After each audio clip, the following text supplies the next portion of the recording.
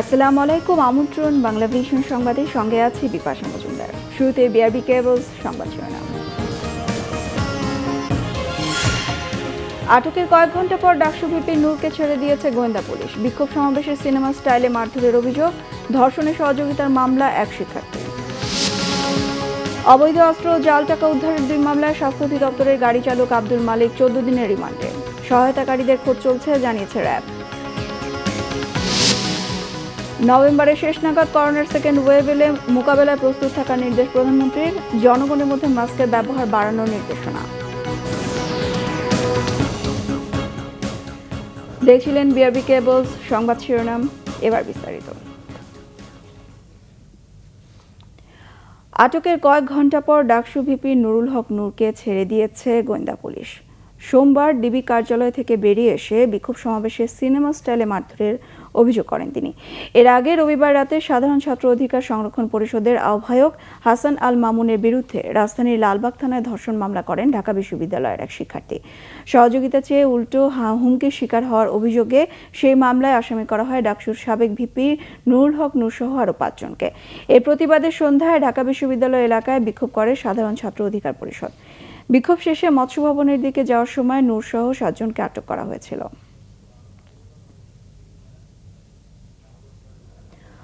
অস্ত্র বিশেষ ক্ষমতা আইনের 2টি মামলায় 14 দিনের রিমান্ডে স্বাস্থ্য অধিদপ্তরের গাড়ি চালক আব্দুল মালিক। পুলিশের আবেদনের প্রেক্ষিতে 7 দিন করে 14 দিনের রিমান্ড দেন আদালত। র্যাব জানিয়েছে, ড্রাইভার আব্দুল মালিকের দুর্নীতির কাজে সহায়তাকারীদের খুঁজে বের করার চেষ্টা চলছে।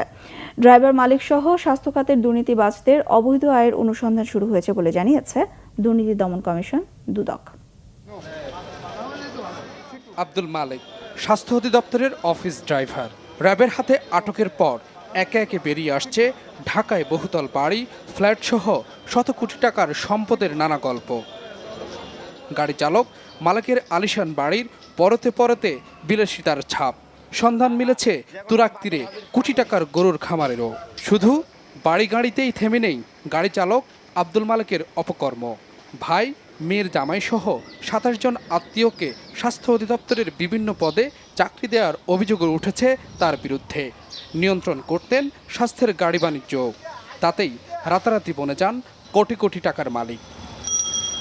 এরই মধ্যে গাড়ি চালক মালিকের অবৈধ সম্পদের অনুসন্ধান শুরু করেছে দুদক। অনুসন্ধানে তার এবং তার স্ত্রীর নামে ঢাকায় 7টি প্লট এবং সেই প্লটে 4টি বাড়ির প্রাথমিক সন্ধান পাওয়া গিয়েছে। যদি তারা সম্পদ বিবরণী দাখিল করেন তাহলে সেটি যাচাই বাছাই করা হবে। সম্পদের হিসাব মিলাতে না পারেন তাহলে তাদের বিরুদ্ধে জ্ঞাত আয়ের বহির্ভূত সম্পদ অর্জনের মামলা দায়ের করা হবে। গ্রেপ্তারের পর গাড়ি চালক আব্দুল মালিকের কাছ থেকে একটি বিদেশি পিস্তল, একটি ম্যাগজিন, 5 রাউন্ড গুলি ও জাল টাকা উদ্ধার করা হয়। অবৈধ অস্ত্রটি কোন কাজে ব্যবহার করা হয়েছে তা খতিয়ে দেখা হচ্ছে বলে জানায় র্যাব। প্রাথমিকভাবে যে স্বীকারোক্তি দিয়েছেন সেখানে আমরা দেখতে পেরেছি জনাব আব্দুল মালিকের স্থাবর সম্পত্তির পরিমাণ শতাধিক কোটি টাকা, অর্থাৎ 100 কোটি টাকারও বেশি। পৃষ্ঠপোষক কারা আছেন, কারা তার পেছনে থেকে তাকে প্রত্যক্ষ পরোক্ষ সহযোগিতা করে আসছেন কিনা, অথবা এই সিন্ডিকেটে কারা কারা আছেন, এই বিষয়টি সম্পূর্ণ তদন্ত নির্ভর। মূলত তদন্তর পেছনে যাদের নাম আসবে তদন্তকারী কর্মকর্তা সে প্রেক্ষিতে আইনানুগ ব্যবস্থা গ্রহণ করবেন। এদিকে সোমবার আব্দুল মালিককে ঢাকা মহানগর হাকিম আদালতে হাজির করে পুলিশ। ন্যায় বিচারের স্বার্থে আমরা বলেছি যে তাকে যে 7 দিনের রিমান্ড চাওয়া হয়েছে, এটা 7 দিনের রিমান্ড মঞ্জুর করা হোক এবং আদালত সন্তুষ্ট হয়ে 7 দিনের রিমান্ডই মঞ্জুর করেছে। 2 মামলায় 40 দিন। আপনারা মিডিয়া নিউজে যারা আছেন তারাও কিন্তু জানেন না যে কোন মামলায় তার কাছ থেকে আদৌ কোনো কিছু উদ্ধার হয়েছে কিনা। সুতরাং আমরা মনে করি যে totally false and fabricate. SM Foyez, Bangla vision, Dhaka. বিভিন্ন স্থানীয় সরকার নির্বাচনে দলের প্রার্থীদের পক্ষে নেতাকর্মীদের ঐক্যবদ্ধভাবে কাজ করার নির্দেশ দিয়েছেন আওয়ামী লীগ সভাপতি প্রধানমন্ত্রী শেখ হাসিনা। সোমবার বিকেলে গণভবনে আওয়ামী লীগের স্থানীয় সরকার মনোনয়ন বোর্ডের সভা অনুষ্ঠিত হয়। এতে মনোনয়ন বোর্ডের সভাপতি শেখ হাসিনা সভাপতিত্ব করেন। এ সভায় 4টি জেলা পরিষদের উপনির্বাচন, 9টি উপজেলা ও 61টি ইউনিয়ন পরিষদের নির্বাচনে দলের চেয়ারম্যান প্রার্থী তালিকা নিয়ে আলোচনা হয় ও প্রার্থী চূড়ান্ত করা হয়। দল মনোনীত প্রার্থীদের পক্ষে ঐক্যবদ্ধভাবে কাজ করতে নেতাকর্মীদের নির্দেশ দেন আওয়ামী লীগ সভাপতি।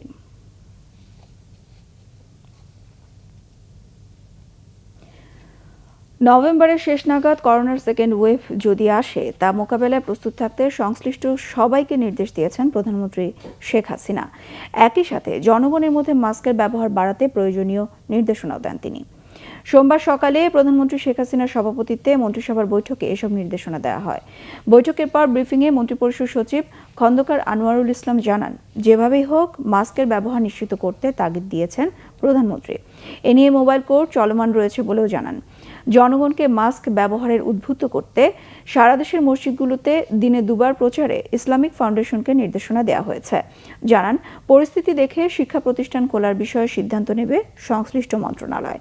বৈঠকে মেডিকেল বিশ্ববিদ্যালয় খুলনা আইন 2020-এর খসড়ার চূড়ান্ত অনুমোদন দেওয়ার পাশাপাশি চিকিৎসা ডিগ্রি রহিতকরণ আইন 2020-এর খসড়ার নীতিগত অনুমোদন দেয় মন্ত্রিসভা।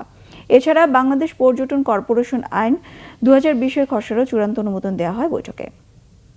যেই আগেই বলে দিয়েছিলেন যে আমরা সেকেন্ড ওয়েভ যদি আসে অক্টোবরের শেষ বা নভেম্বরের মাঝামাঝি থেকে ঠান্ডার প্রকোপটা বাড়তে পারে এবং সেক্ষেত্রে আমাদের এলাকার আমাদের লোকজনের একটা নিউমোনিয়া বা সর্দি জ্বর বা একটা অ্যাজমাটিক একটা টেন্ডেন্সি আসে।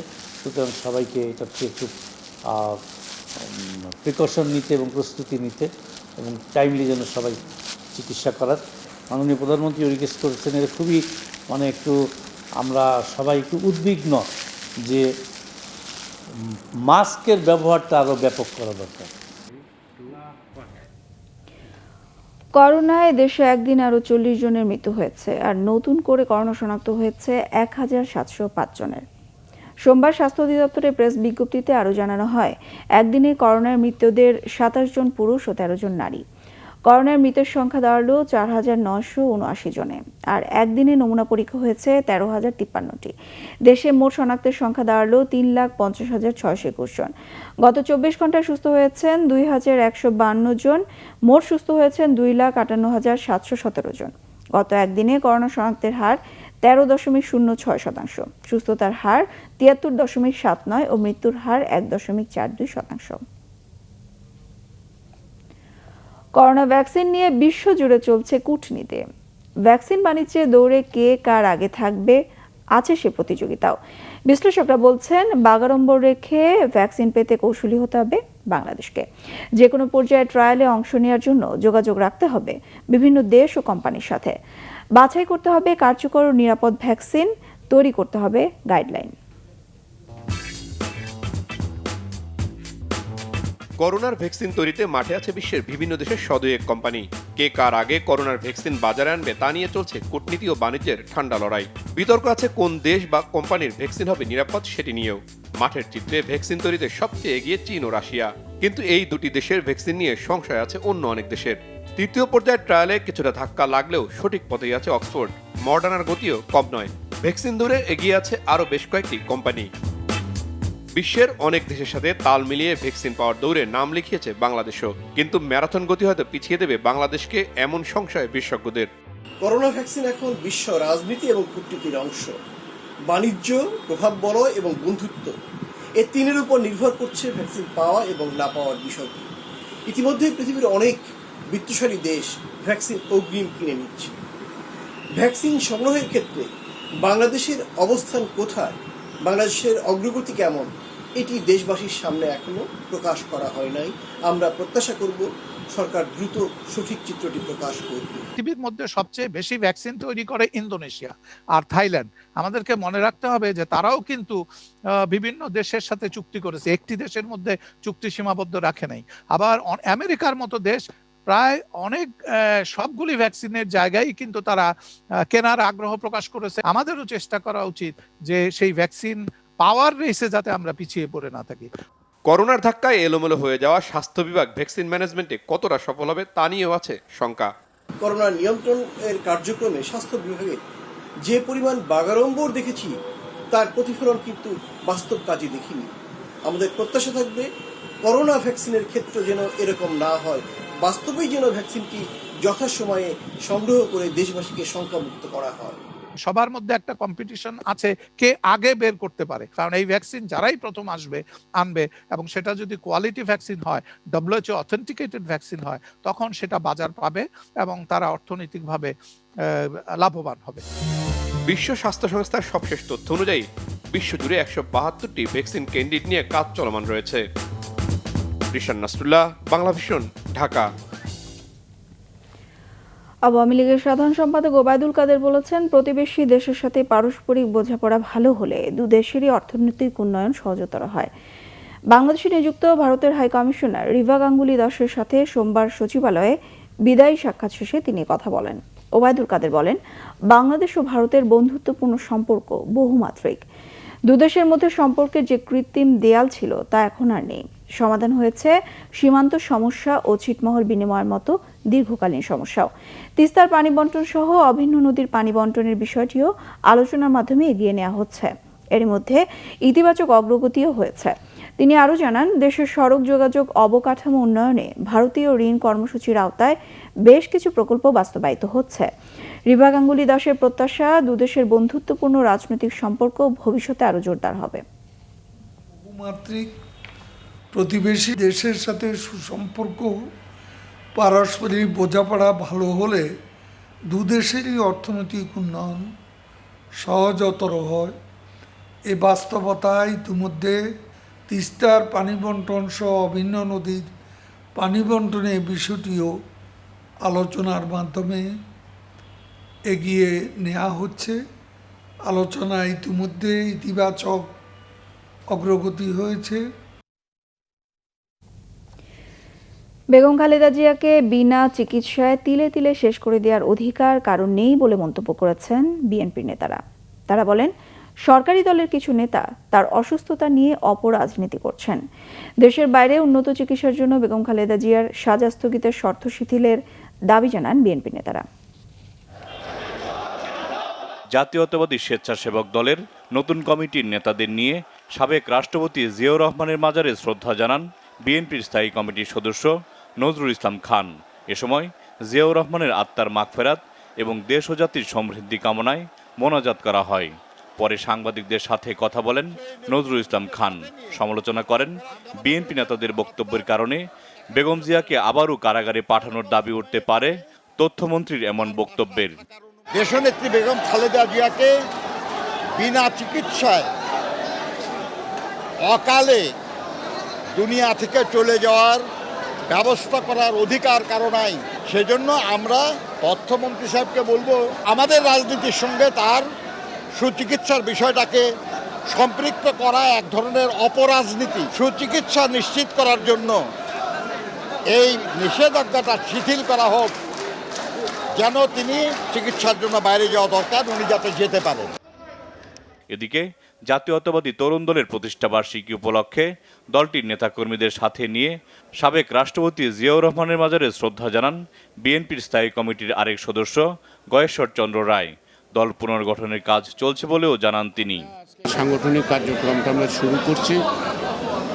এই সীমিত সুযোগ সুবিধার মধ্যে আমরা যথেষ্টভাবে চেষ্টা করব আমাদের সাংগঠনিক কার্যক্রমটা সম্পন্ন করতে।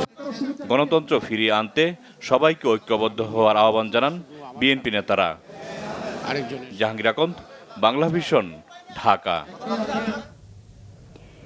টিকিট বিক্রিতে অনিয়মের অভিযোগে সৌদি এয়ারলাইন্সের ঢাকা অফিসের সামনে সোমবার দিনভর বিক্ষোভ করেছে প্রবাসীরা। এক পর্যায়ে কারওয়ান বাজারে প্রধান সড়ক অবরোধ করলে পুলিশ লাঠিচার্জ করে। দুই দেশের মধ্যে নিয়মিত বাণিজ্যিক ফ্লাইট বাড়ানোর দাবি তাদের। এই প্রবাসীদের অধিকাংশের ভিসার মেয়াদ চলতি মাসে শেষ হয়ে যাচ্ছে বলে শঙ্কিত তারা।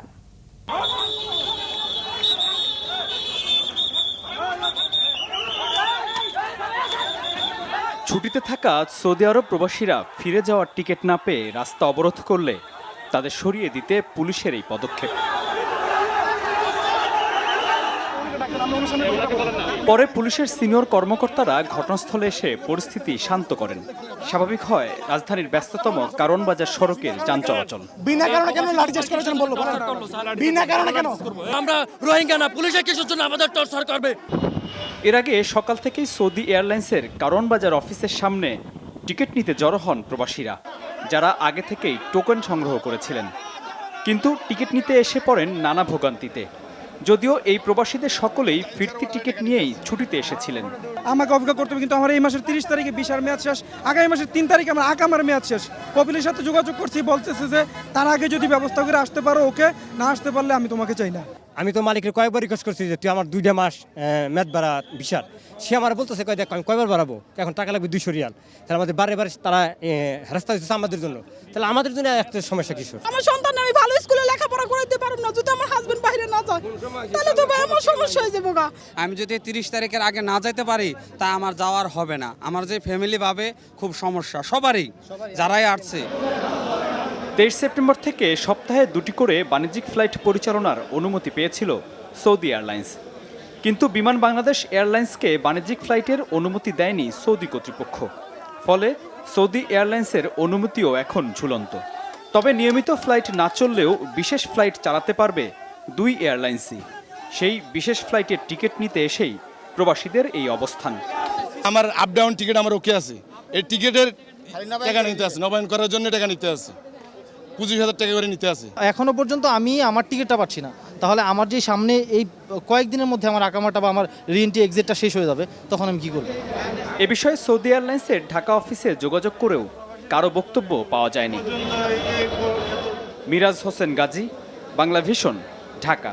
পেঁয়াজের সংকট না থাকলেও ক্রেতা সংকটে ভুগছে বাজার। পেঁয়াজ আমদানিতে সরকারের শুল্ক 5% প্রত্যাহার ও বিভিন্ন দেশ থেকে পেঁয়াজ আসছে এমন খবরে দাম কমার অপেক্ষায় রয়েছেন ক্রেতারা। এর বিপরীতে হতাশা বাড়ছে বিক্রেতাদের। পাইকারি বিক্রেতারা বলছেন বিক্রি নেই একেবারেই, তাই লোকসানে পড়েছেন। গত কয়েকদিন ভারত থেকে আসা পেঁয়াজের বেশিরভাগ পচা না হলে বাজারে দাম আরও কমে যেত বলছেন ব্যবসায়ীরা।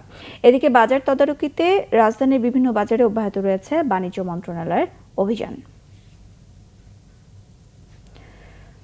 সদ্য ঘোষিত গাজীপুর মহানগর আওয়ামী লীগের বিভিন্ন ওয়ার্ড কমিটি গঠনের প্রতিবাদে টঙ্গী স্টেশন রোড এলাকায় বিক্ষোভ করেছে নেতাকর্মীদের একাংশ। এ সময় সড়কে যান চলাচল ব্যাহত হয়। গাজীপুর মহানগরের 39টি ওয়ার্ডে আওয়ামী লীগের আহ্বায়ক কমিটি ঘোষণা করাকে কেন্দ্র করে পদবঞ্চিত নেতাকর্মীরা ঢাকা ময়মনসিংহ মহাসড়ক অবরোধ করে বিক্ষোভ করে। সোমবার সন্ধ্যা 6টা থেকে 7টা পর্যন্ত অবরোধ চলে। এ সময় ঢাকা ময়মনসিংহ মহাসড়ক ও ঢাকা সিলেট সড়কে তীব্র যানজটের তৈরি হয়। বিক্ষুব্ধ নেতাকর্মীরা জানান, ত্যাগী ও সংগ্রামী নেতাদের বঞ্চিত করে একচোখা কমিটির অনুমোদন দেওয়ার তারা প্রতিবাদ কর্মসূচি করে। টঙ্গী থানা আওয়ামী লীগের সভাপতি বলেন, 48 ঘন্টার মধ্যে ত্যাগী ও সংগ্রামী নেতার মূল্যায়ন না করলে আবারও মহাসড়ক অবরোধ করা হবে। ক্লেমন খেলা সংবাদ।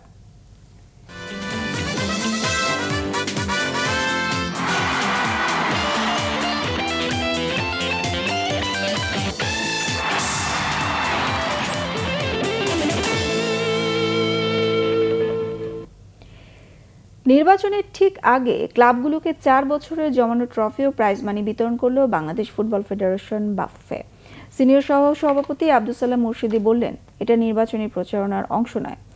যদিও ক্লাব প্রতিনিধিরা এই অনুষ্ঠানকে নির্বাচনী এজেন্ডা বাস্তবায়নের অংশ হিসেবেই দেখছেন। বাফুফে নির্বাচনের বাকি আছে আর মাত্র 12 দিন। হঠাৎ করেই বাফুফে টনক নড়েছে। গত 4 বছরে অনেক ক্লাবকেই তাদের ট্রফি ও পাওনা বুঝিয়ে দেওয়া হয়নি। তাই প্রিমিয়ার থেকে মহানগর লীগের ক্লাবগুলোকে বাফুফেতে আমন্ত্রণ।